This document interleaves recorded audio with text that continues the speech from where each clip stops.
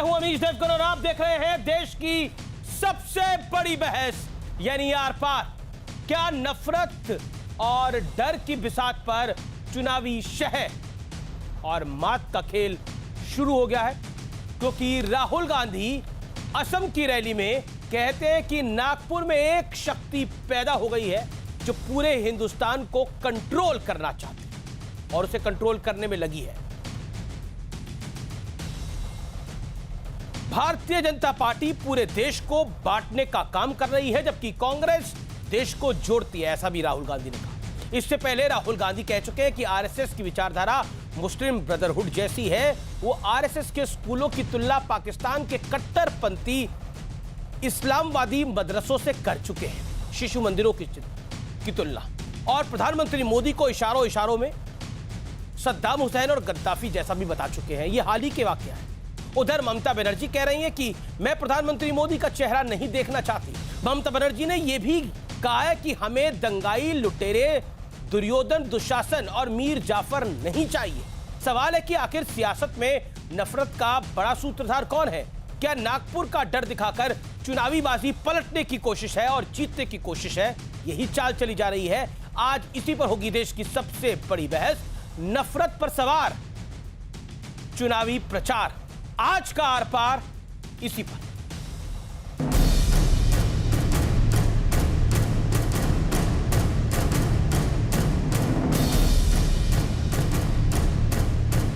राहुल गांधी असम में चुनावी मोर्चा संभालने पहुंचे और ताबड़तोड़ बीजेपी आरएसएस पर सियासी हमला कर दिया। राहुल गांधी कह रहे हैं कि नागपुर में एक शक्ति पैदा हुई, वो पूरे हिंदुस्तान को कंट्रोल करने में लगी है।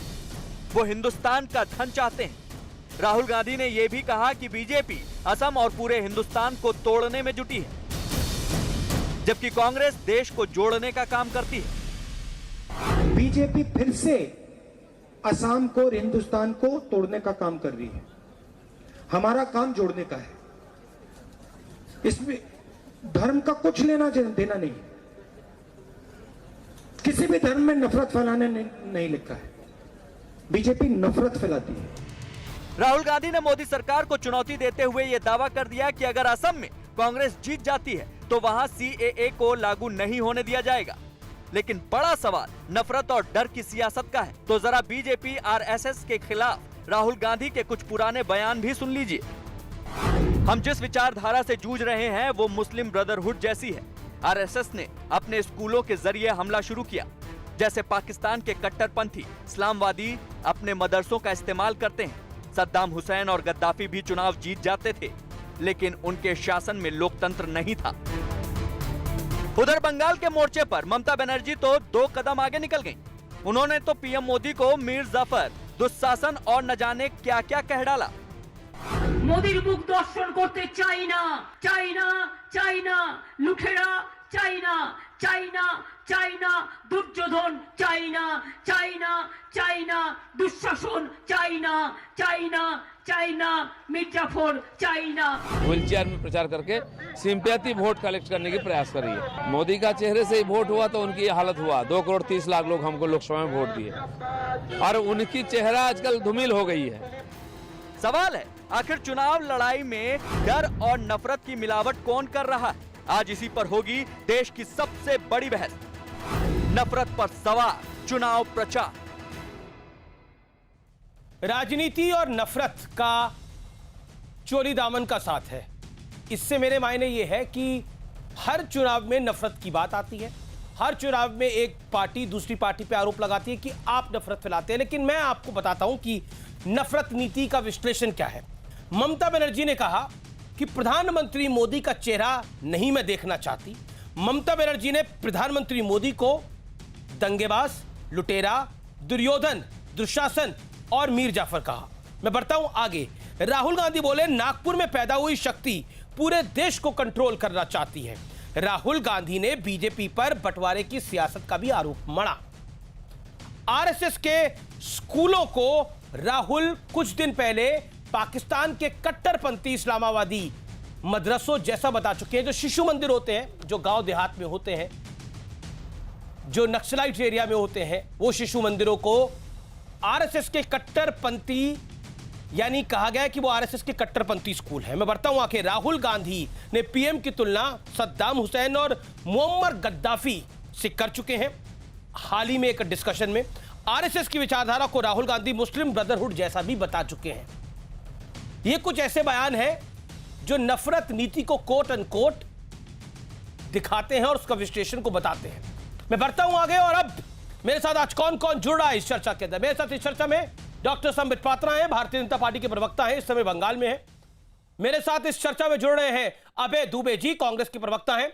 मेरे साथ इस चर्चा में है सुबुई खान, पेशे से एडवोकेट हैं और सोशल एक्टिविस्ट हैं। तमाम लोगों का अभिनंदन है। मेरे साथ वारिस पठान जुड़ेंगे, एमआईएम के, उनका भी अभिनंदन है।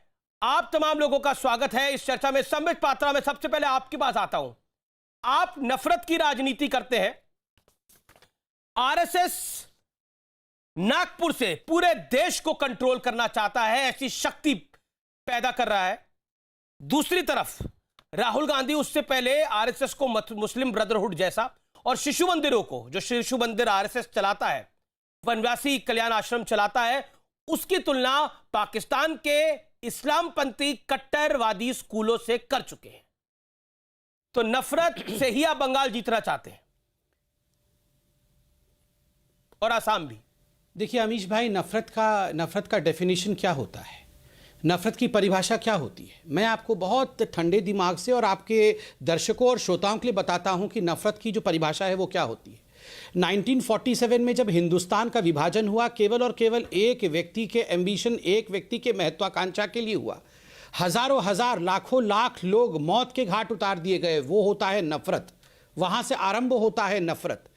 आप याद करिए 84 के दंगे, वो होता है नफरत। 3500 से अधिक सिखों को मार दिया गया, कत्लेआम हुआ उनका, सड़कों के ऊपर जिंदा जला दिया गया, टायर उनके गले में डालकर, ये होता है नफरत। नेली के दंगे, 5000 से अधिक लोग मारे गए असम के अंदर, वो होता है नफरत। भागलपुर के दंगर, हजारों लोगों को बिहार के भागलपुर में जिस प्रकार से मारा गया, वो होता है नफरत। नफरत होता है जब आप हिंदुस्तान के लोकतंत्र के विपरीत चलते हुए इमरजेंसी लगा देते हो, वो होता है लोकतंत्र से नफरत। नफरत होता है जब आप शौक से, आप बहुत गर्व के साथ कहते हो कि हमने कार सेवकों के ऊपर गोली चलाई और आवश्यकता पड़ती तो और 100 से भी अधिक कार सेवकों को गोली से भून देते, वो होता है नफरत। जब आप कहते हैं राम जी का मंदिर नहीं बनना चाहिए, वो होता है हिंदुओं के प्रति और भगवान राम के प्रति नफरत। जब आप गाड़ी से उतर कर कहते हैं कि मैं छोड़ूंगी नहीं, मैं तुम्हारी चमड़ी उधेड़ दूंगी अगर आप जय श्री राम कहेंगे, तो वो होता है नफरत। नफरत वो होता है जब कांग्रेस पार्टी कहती है तू जाके चाय बेच,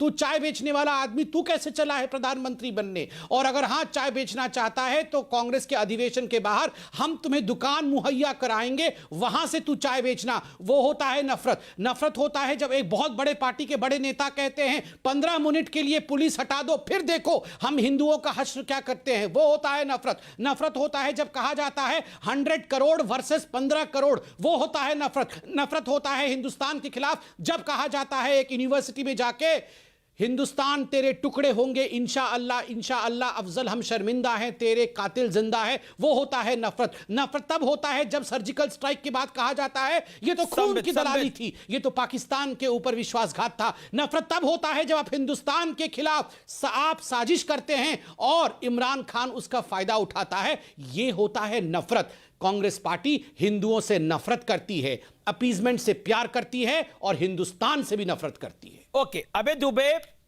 राहुल गांधी ने बोला कि ये लोग नफरत फैलाते हैं। संबित पात्रा ने 1947 तक से 2021 तक नफरत की परिभाषा को समझाया और बताया। क्या आपको लगता है कि भारतीय जनता पार्टी जो केंद्र में शासन कर रही है, जो राहुल गांधी का आरोप है कि असम को भारत से तोड़ना चाहती है, क्या आप इस आरोप को सिद्ध कर सकते हैं कि बीजेपी की सरकार असम को भारत से तोड़ना चाहती है? इसके साक्ष्य कहां है? मैं इसको सिद्ध भी करूंगा, लेकिन पहले बताता हूं हिंदुओं से नफरत क्या होती है। हिंदुओं से नफरत वो होती है कि भारतीय जनता पार्टी की सरकार बिहार के मुंगेर में मां दुर्गा के अनुयायियों को नृशंस गोलियों से हत्या कर देती है। उनका कसूर सिर्फ इतना होता है कि वो मां दुर्गा को विसर्जित करने की कामना सरकार से करते हैं। ये नफरत होती है। हिंदुओं के प्रति नफरत वो होती है, संबित पात्रा जी, जब आप देश के लौह पुरुष सरदार वल्लभ भाई पटेल को आरोपी बताते हो राष्ट्रीय स्वयंसेवक संघ की किताब में, और बंटवारे का खलनायक बताते हो। जो आज भी 100 रुपए में बिकती है वो होती है नफरत। नफरत हिंदुस्तान के प्रति वो होती है जो पाकिस्तान का प्रस्ताव पड़ता है 1940 में, फजलुल हक, उसके साथ भारतीय जनता पार्टी के बुनियाद के पत्थर श्यामा प्रसाद मुखर्जी भारत छोड़ो आंदोलन को कुचलकर 1942 में बंगाल में सरकार बना लेते हैं। भारत के साथ नफरत क्या होता है जानते हैं? जब सैफुल्लाह जैसे दुर्दांत आतंकवादी को कश्मीर के वार्ड नंबर 33 से भारतीय जनता पार्टी का टिकट देते हो, जो पंडितों की हत्या का आरोपी ही नहीं 10 साल जेल से काट के आया है। उस रुबेल शेख जो बांग्लादेश का घुसपैठिया है, उसको भारतीय जनता पार्टी का ऑफिशियल मेंबर बना देते हो। नफरत वो होती है जब सत्ता की स्वार्थ की खातिर नागपुर का राष्ट्रीय स्वयंसेवक संघ मुस्लिम लीग के साथ स्थानीय निकाय में चुनाव बना लेता है और भारत को बांटता है। नफरत क्या होती है सीएए की मैं बताता हूं। अमीश देवगन जी बड़ा खुलासा करता हूं और चाहूंगा कि साफ उत्तर आज संबित पात्रा जी दे, पूरा असम जानना चाहता जी, है। बिल्कुल देंगे। तमिलनाडु के चुनाव के घोषणा पत्र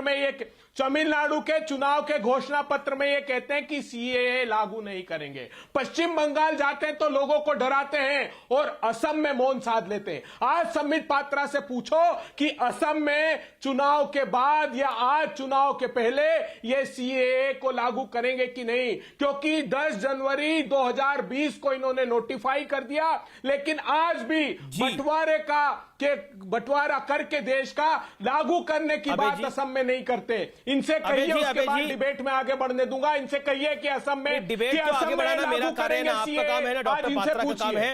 लेकिन 2 मिनट मैंने टाइमर इधर लगाया हुआ है, मैं साक्ष्य भी दे देता हूं क्योंकि आपने तो साक्ष्य नहीं दिए। जूम इन करिए जरा इसे। 2 मिनट 8 सेकंड हो गए आपको, मैं स्टॉप कर देता हूं। 2 मिनट 8 सेकंड हो गए, उससे भी शायद 1 सेकंड ज्यादा। 2 मिनट 8 सेकंड आपने बोला। मैं प्रोड्यूसर की बात पर रिलाई नहीं कर रहा, मैंने खुद अपना टाइमर ऑन किया हुआ था।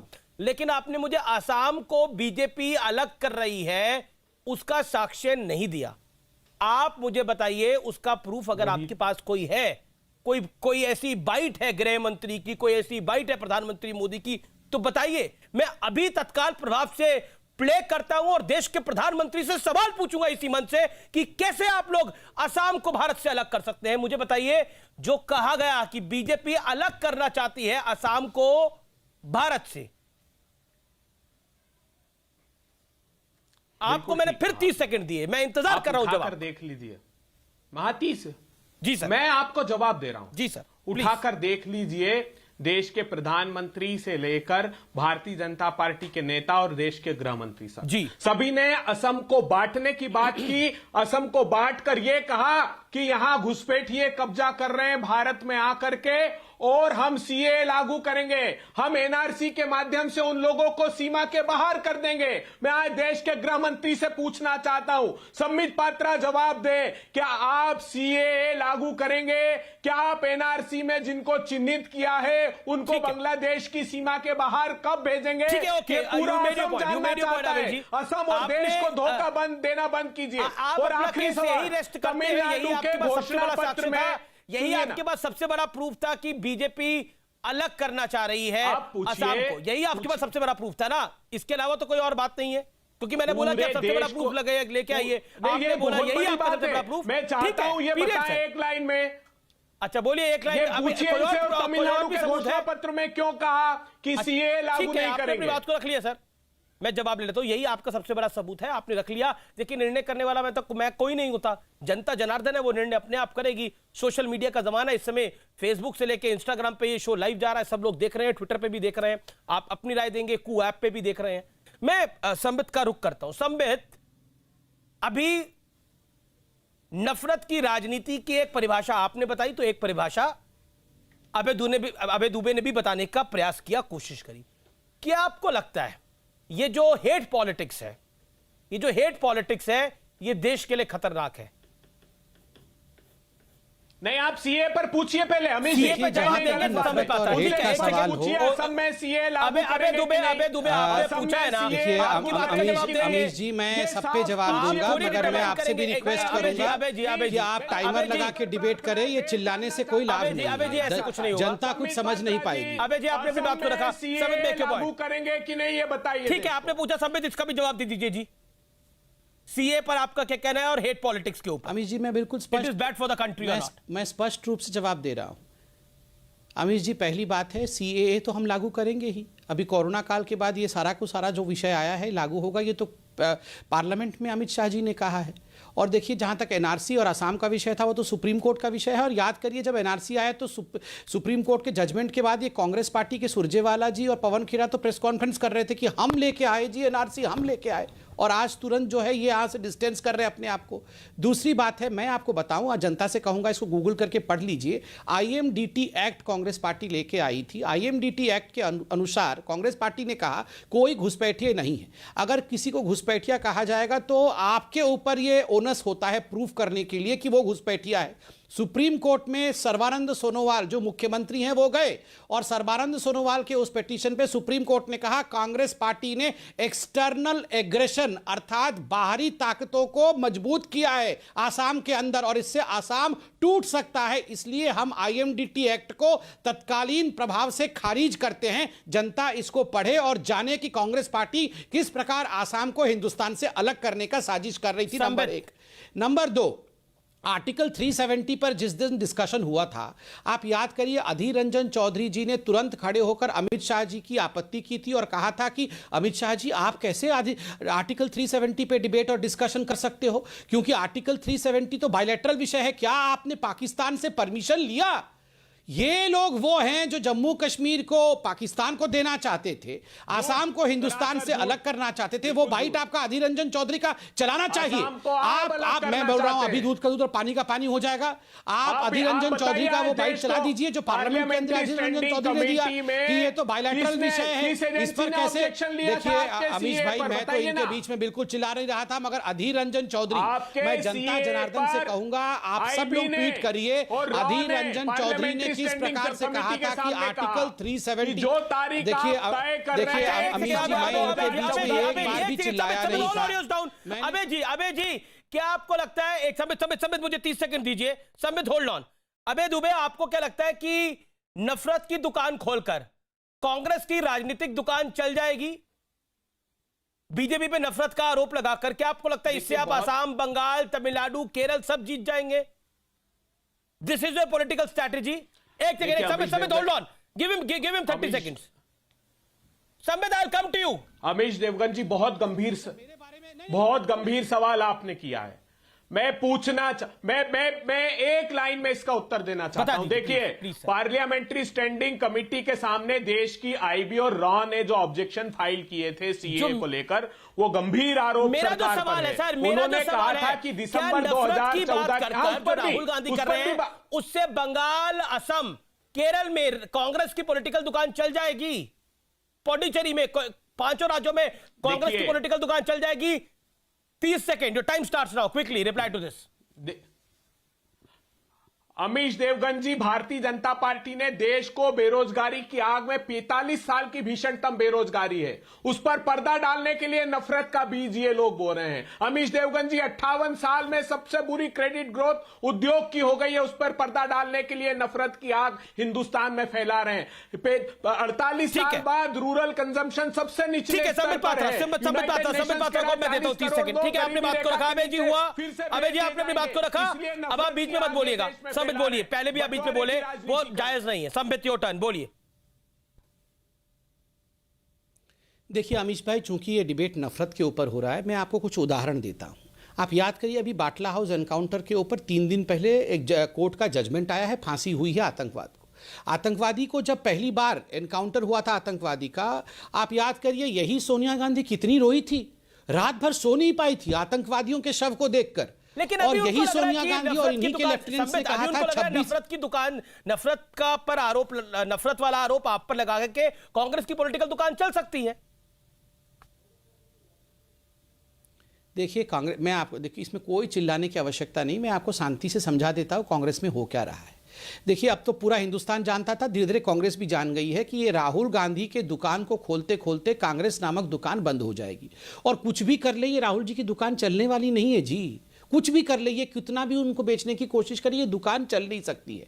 ये हिंदुस्तान के खिलाफ बोलेंगे, ये मोदी जी के खिलाफ बोलेंगे, ये यहाँ गाली देंगे कि 26/11 आरएसएस की साजिश, ये कहेंगे हिंदू आतंकवाद, ये कहेंगे जो मदरसा होते हैं पाकिस्तान में उससे गए गुजरा जो होता है वो इंडिया का आरएसएस होता है, उससे गए गुजरे हम होते हैं, ये सब कुछ कहेंगे। ये हिंदू पाकिस्तान कहेंगे इंडिया को। ये राहुल गांधी को बचाने के लिए ईवीएम को गाली देंगे, ये राहुल गांधी को बचाने के लिए सुप्रीम कोर्ट के जज की इंपीचमेंट करने की कोशिश करेंगे। और राहुल गांधी ने कहा था ना कि मोदी जी को लोग जो युवा है वो डंडे से मारेंगे। किसने कहा था? ये बहुत प्यार की भाषा है, आप वो बाइट चलाइए। राहुल गांधी जी ने किस भाषा का प्रयोग किया था? डंडे से मारेंगे 6 महीने के अंदर मोदी जी को। और मोदी जी ने क्या कहा पार्लियामेंट में खड़े होकर?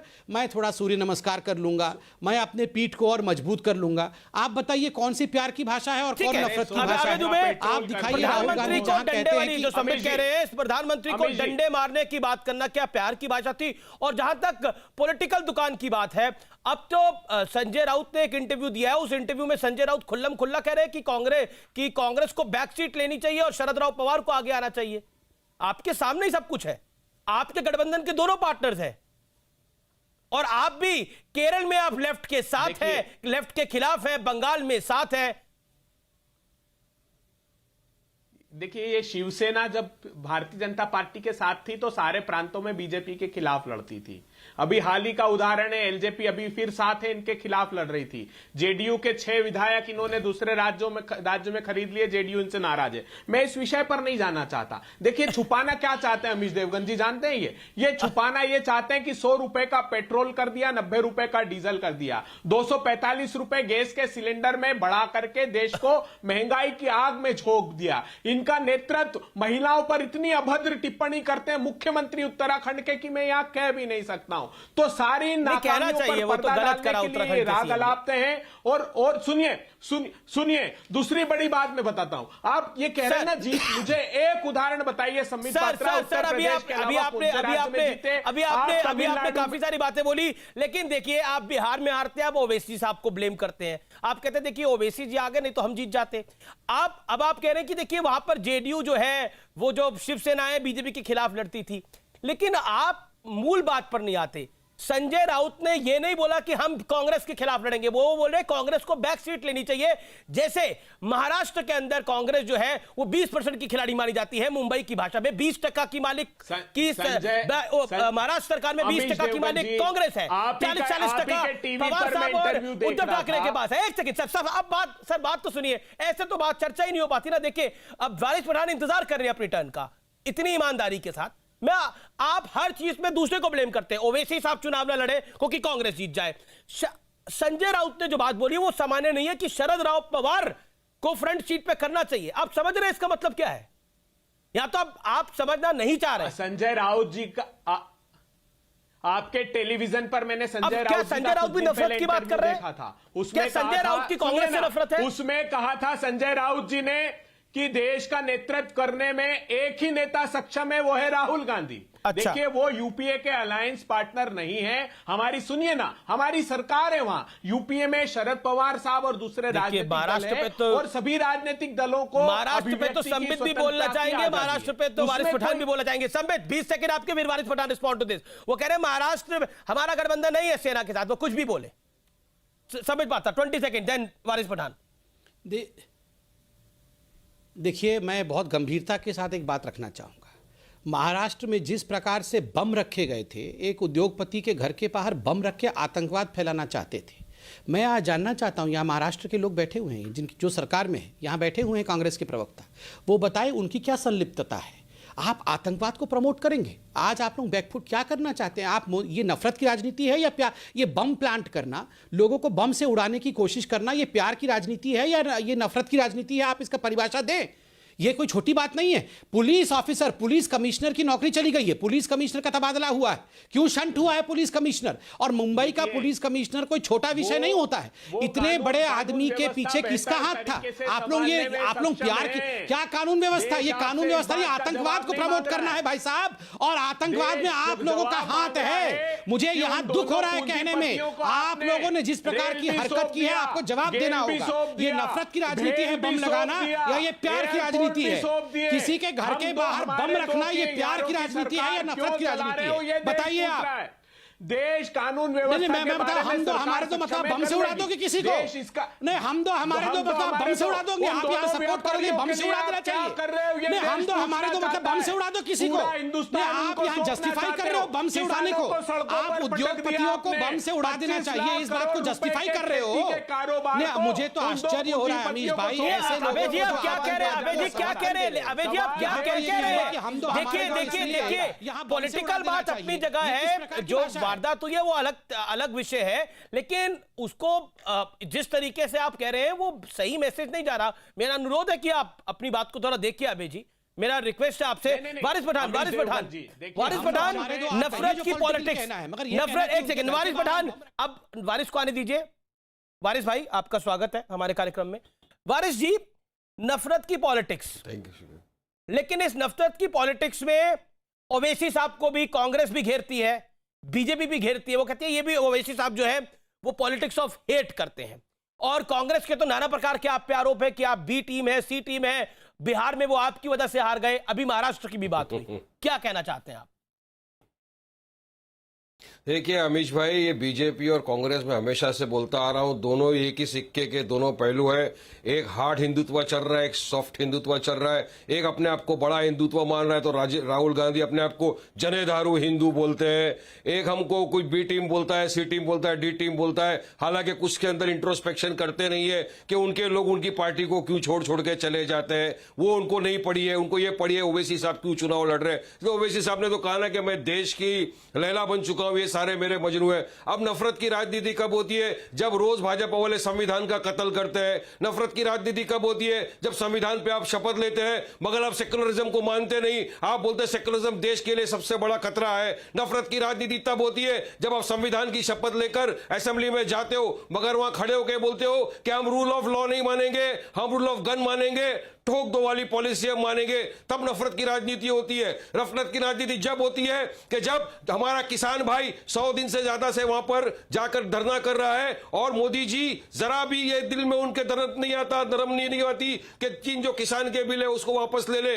नहीं, तब नफरत की राजनीति होती है। नफरत की राजनीति तब होती है जब डेमोक्रेसी में रहकर हम अगर अपनी बात रखते हैं और उठाकर हमको जेलों में डाल दिया जाता है, वो नफरत की राजनीति होती। नफरत की राजनीति तब होती है जब हमसे हमारा freedom of speech and expression छीन लिया जाता है, जबकि संविधान का, डेमोक्रेसी का सबसे ब्यूटी है एग्री टू डिसएग्री। अगर मुझे सरकार से किसी चीज से मैं एग्री नहीं करता हूं तो मुझे अधिकार है मेरी बात फ्रीडम ऑफ स्पीच और एक्सप्रेशन छीन लिया जाता है, उसी का आप इस्तेमाल कर रहे हैं इस कार्यक्रम में।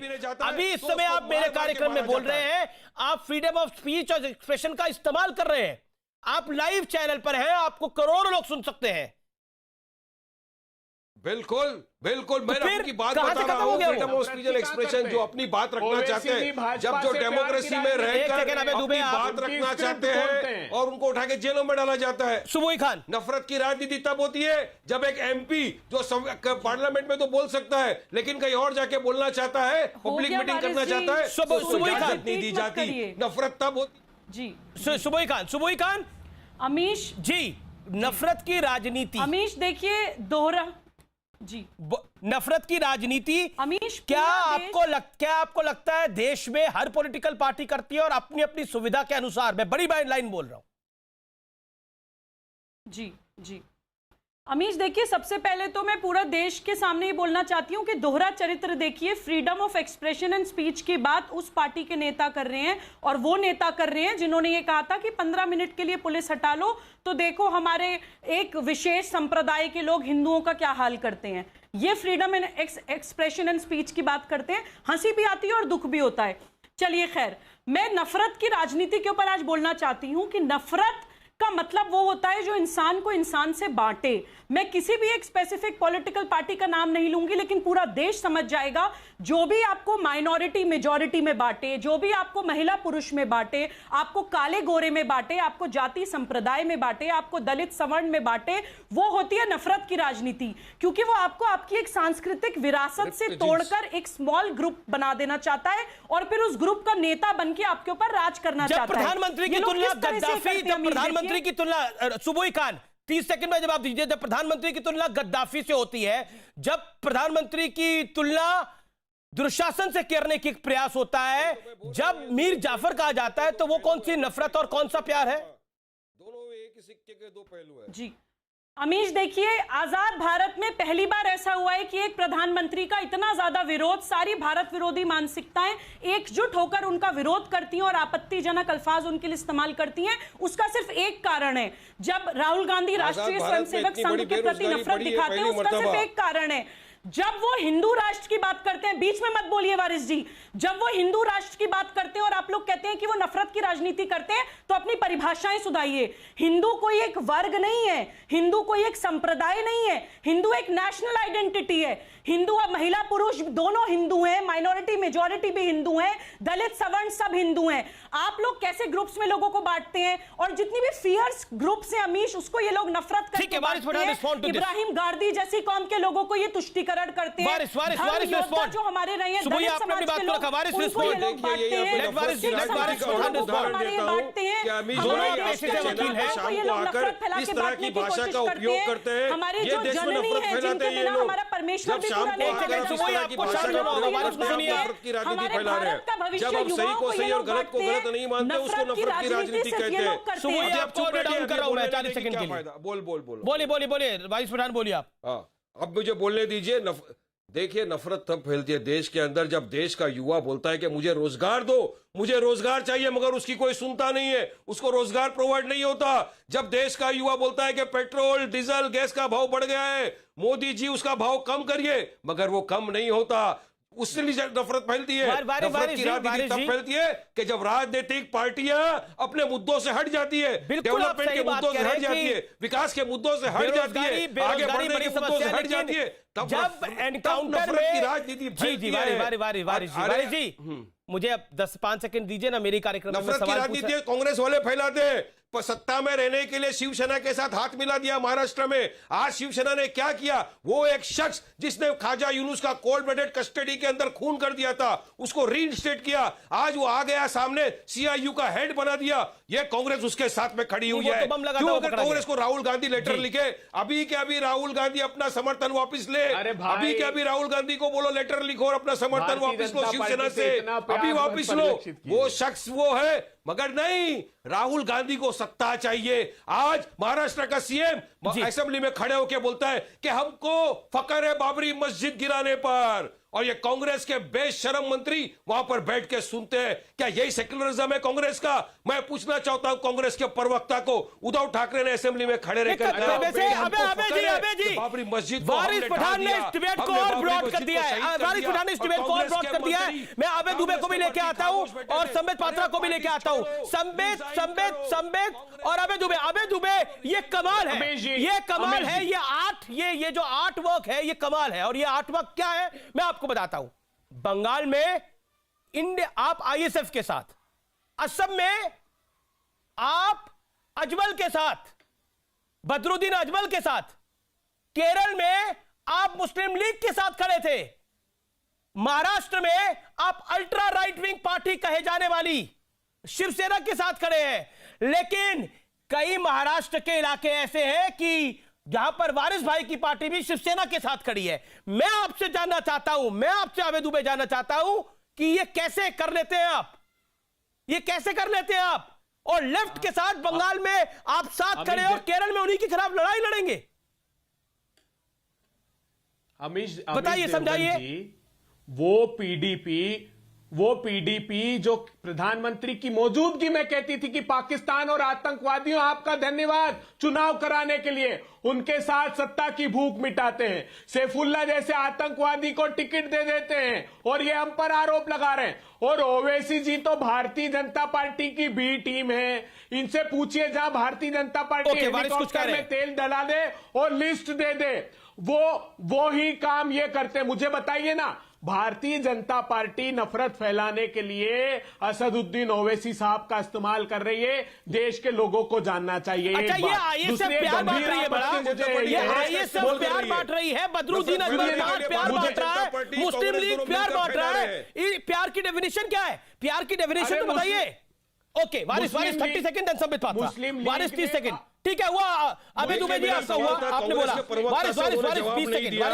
मेरा सवाल था कांग्रेस के प्रवक्ता से, उन्होंने जवाब नहीं दिया। मैं कांग्रेस के प्रवक्ता को पूछना चाहता हूं कि आपने तो सेक्युलरिज्म के नाम पे वोट लिए, फिर आप जाके शिवसेना के जाके गोद के अंदर बैठ गए। आज शिवसेना के मुख्यमंत्री खड़े रहकर बोलते हैं कि हमको फकर है बाबरी मस्जिद गिराने के अंदर, और आप समर्थन दे रहे हो इसको। तो क्या ये सेक्युलरिज्म है? किस किस्म का सेक्युलरिज्म है? आप छोड़ो मेरी बात, आपका जवाब दीजिए। ओके, संबित पात्रा, कांग्रेस सेकुलरिज्म की प्रेरी है, ओवैसी साहब कहते हैं कि हम भी सेकुलरिज्म चाहते हैं, लेकिन नफरत तो सिर्फ आप ही फैला रहे हैं। अमीश भाई, मैंने बड़े ध्यान से सबको सुना, थोड़ा ध्यान से मुझे सुन लिया जाए। नंबर एक, अभी जरा AIMIM के इस प्रवक्ता को मेरे बोलने के बाद याद दिला दीजिएगा कि आज से चंद दिनों पहले ही अमरावती में AIMIM और शिवसेना की गठबंधन हुई है। दोनों मिलके उन्होंने वहाँ पर कॉरपोरेशन में गठबंधन किया हुआ है, समझा दीजिएगा।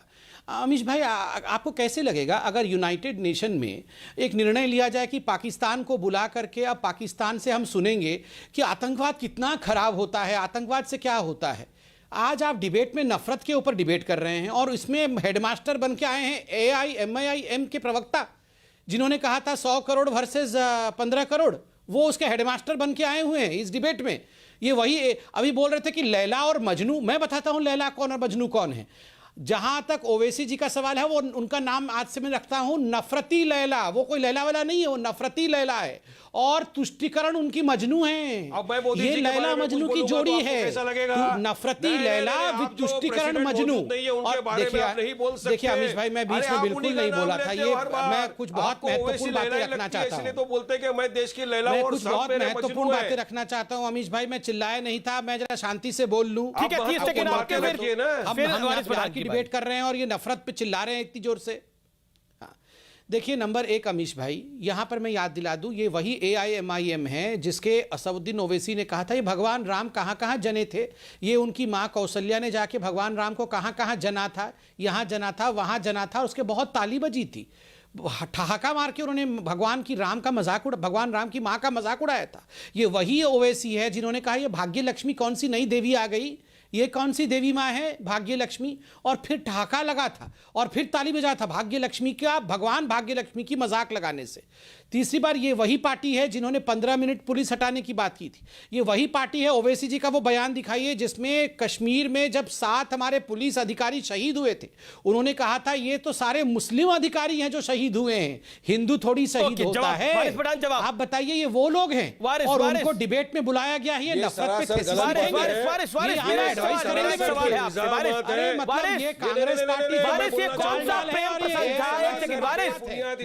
कौन सा प्रेम प्रसंग था जिसमें ये कौन सा प्रेम प्रसंग था जिसके अंदर ओवैसी साहब उत्तर प्रदेश जाते हैं और वहां पर एनकाउंटर के भी धर्म देखते हैं।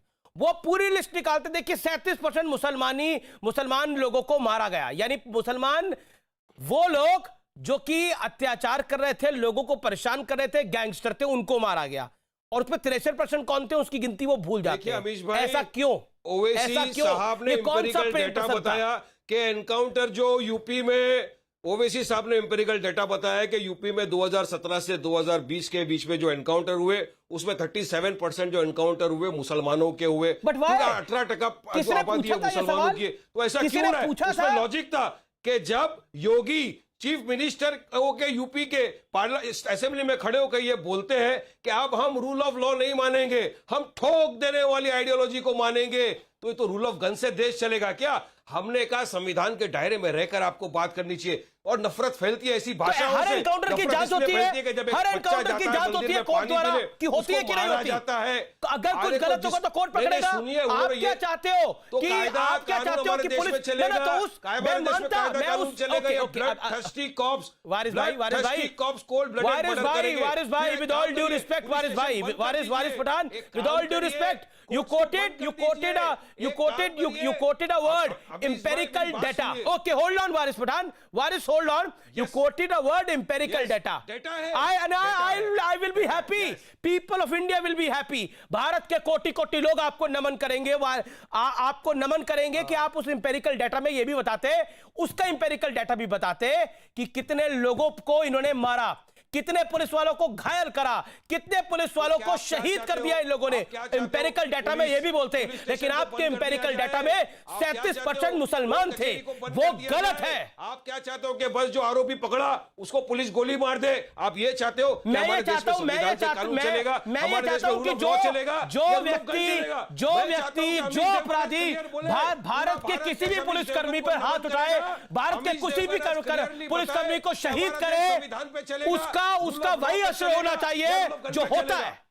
संबित पात्रा, इंपेरिकल डाटा ही quoted, Subui Khan empirical data ही quoted. Okay, let me get a Sambit respect, Sambit then Subui on Sambit 30 second empirical data से कुछ बोलना चाहूंगा, sharp 30 second doctor Patra.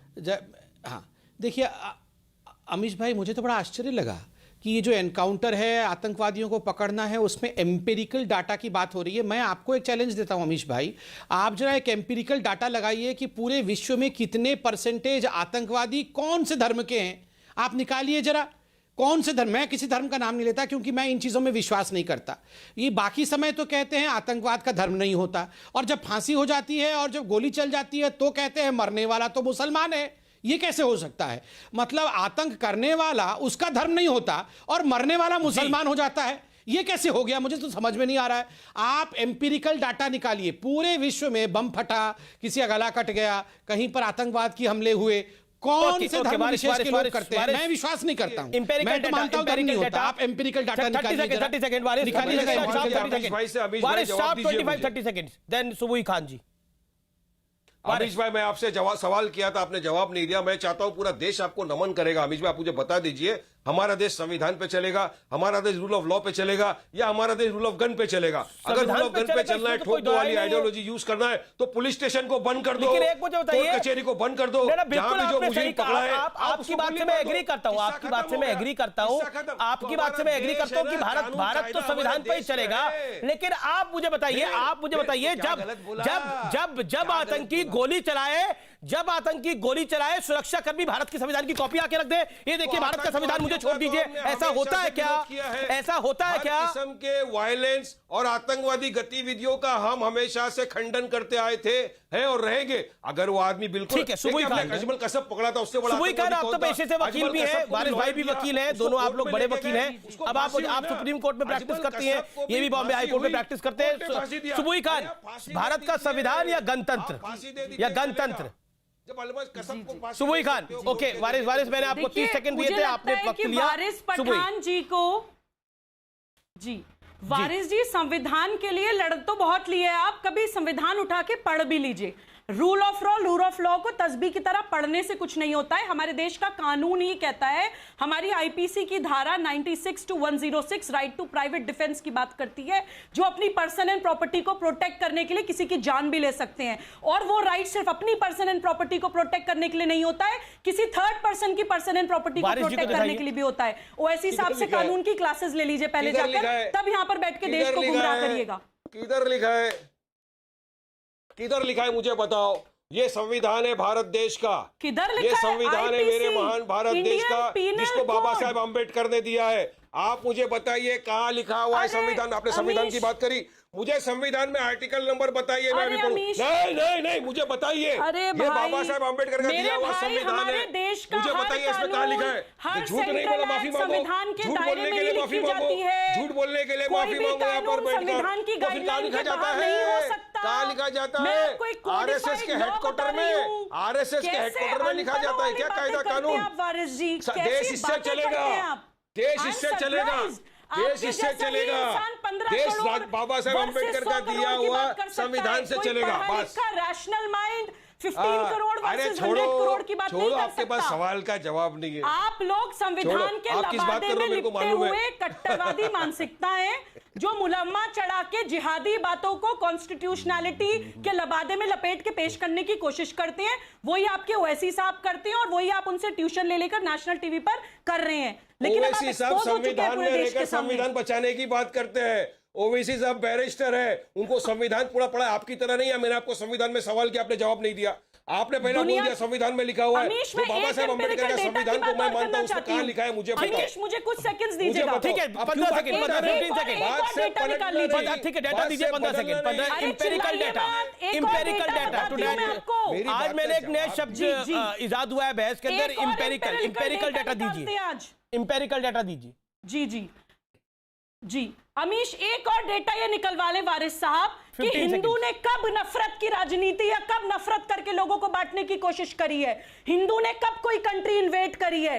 Hindu ने कब जाति, संप्रदाय और लिंग के आधार पे किसी को बांटा है? हिंदू ने कब लाशों पे अपनी सत्ता चलाने की कोशिश करी है? जी। इस्लामिक स्टेट की तरह पूरी दुनिया को हिंदू राष्ट्र बनाने के लिए लोगों का कत्लेआम करा है।